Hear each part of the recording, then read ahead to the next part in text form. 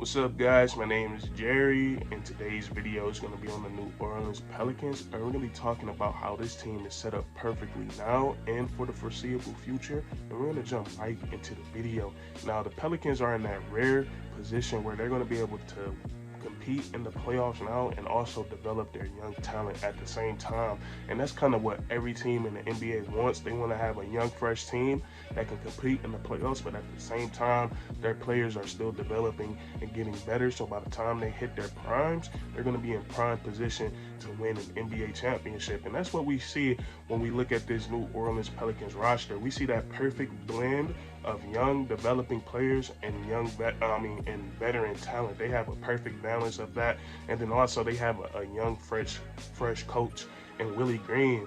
Now we look at the future. We look at the future side of it. The New Orleans Pelicans, if you guys didn't know, the draft lottery was a couple of nights ago, and they finally get their pick from the Los Angeles Lakers, and I think they got it quicker than everybody anticipated. I don't think nobody think the Lakers was gonna have a bad season that fast, but it worked out for the Pelicans as they scored another lottery pick, and this pick will fall to number 8. It would have been the Lakers pick, but due to that Anthony Davis trade, it belongs to the New Orleans Pelicans. And I think this pick in this trade, it opens up a lot of possibilities for the New Orleans Pelicans. Now, me personally, I'm with the Pelicans staying patient, drafting another player because they have 14 players under contract this season, and I just think it would make a lot of sense. It would just make it a lot of sense if they went and drafted a guy and developed him for the future, because I think they're still in a prime position to make a lot of noise in the playoffs versus where a lot of people will want them to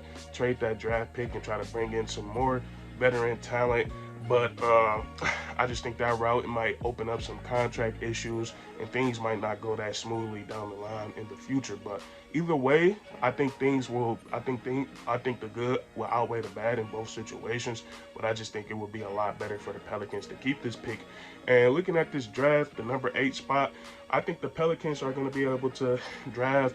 They might have a shot at a few guys that will make them better immediately and still have a lot of room to grow. They got the 8th pick in the draft, and when I look at this Pelicans roster, there's no glaring weakness at any positions, but they do have a lot of talent in the front court. They have Brandon Ingram, they have Trey Murphy, they have Zion Williamson, they have Jonas Valanciunas, Jackson Hayes. So the Pelicans are probably going to take a guard with this eighth pick, because at the 2 guard, it's not really nothing there off the bench. So a guy that I like for the Pelicans is this guy out of Arizona, Benedict Marvin. I think he can come in and immediately and make an impact for the Pelicans. And then also, I think he has a lot of room to grow as a basketball player. And what he was known for in college was being an elite shot maker. And first of all, he's 6'5", he has some nice limb to him, so his release point is a little high. He creates a lot of space off his jump shot. But he was known in college for making a lot of difficult shots, a lot of shots off the dribble, crazy contested threes. And I think the one knack on his game will be sometimes his shot selection. And I think this comes along with every young NBA player or every young NBA prospect. They have to learn good shot selection, and they can sometimes fall in love with taking bad shots. But other than that, he's a really solid basketball player. He can run the pick and roll and create for himself and others. Like I said, he's good at hitting a 3 ball, and then he can get to the rim, finish with both hands, and he's sneaky athletic. I've seen him catch a couple of bodies in college.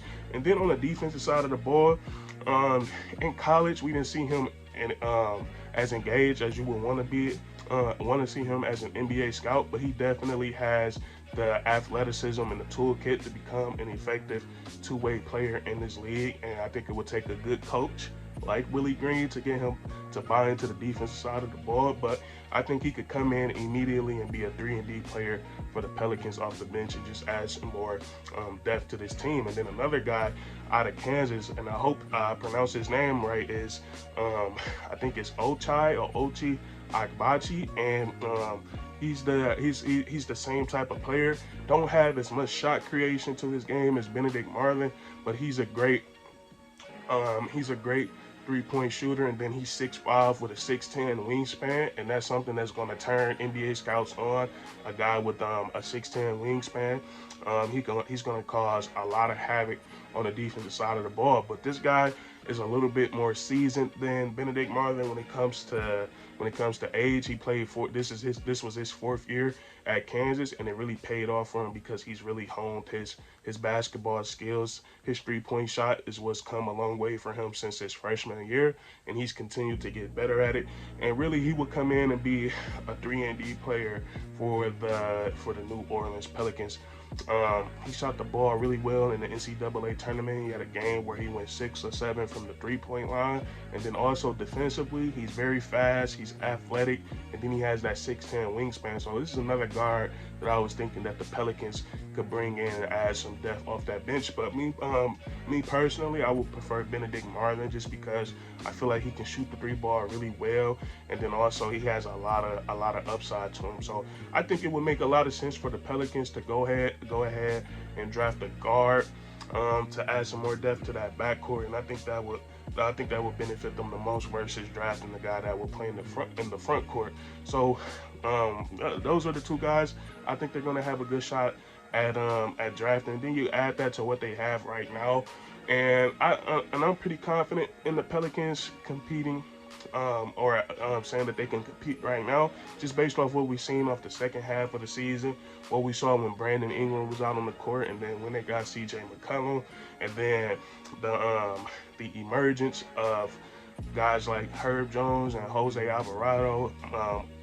Jonas Valanciunas played really big for the Pelicans last year, and then the biggest thing with all this is banging on is what Zion Williamson is what he's gonna play like, and not even what he's gonna play like. We already know that Zion can hoop. It's just all about health. But if these guys, if Zion Williamson come back healthy, this is gonna be one of the best teams in the Eastern Conference. Just to put into perspective of how good they was.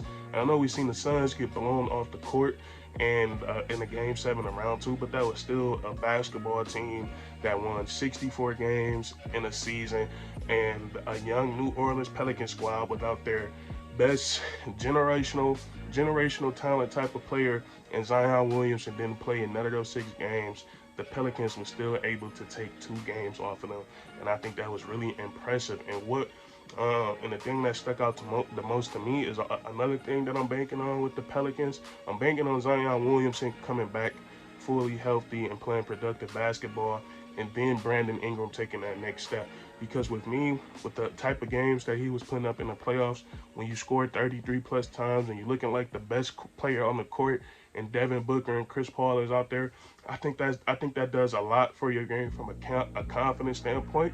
And we got to remember that basketball game, all the all-time legends, all the greats, they say it's 90% mental. So when you start getting your confidence level up and you have the skill set that Brandon Ingram have, I think he's in a prime position to ascend, and I think he's going to make the All-Star game the next couple of years in his career, and he has the potential to be a superstar. So Brandon Ingram, Zion Williamson, the veterans like Jonas Valanciunas, CJ McCollum, the young developing talent, and guys like Herb Jones, Trey Murphy, Jose Alvarado, and then they're about to add a top 10 pick to it. The Pelicans, they're in that prime position to compete now, and they're going to be really good going into the future. So that's going to be it for this video. If you enjoyed, leave a like, comment down below what you want the Pelicans to do with that draft pick, if you think they should draft and be patient, or if they should trade it away and try to move up and try to speed up that win now process. Let me know down in the comments, and then subscribe for more weekly content. We do this all the time, man.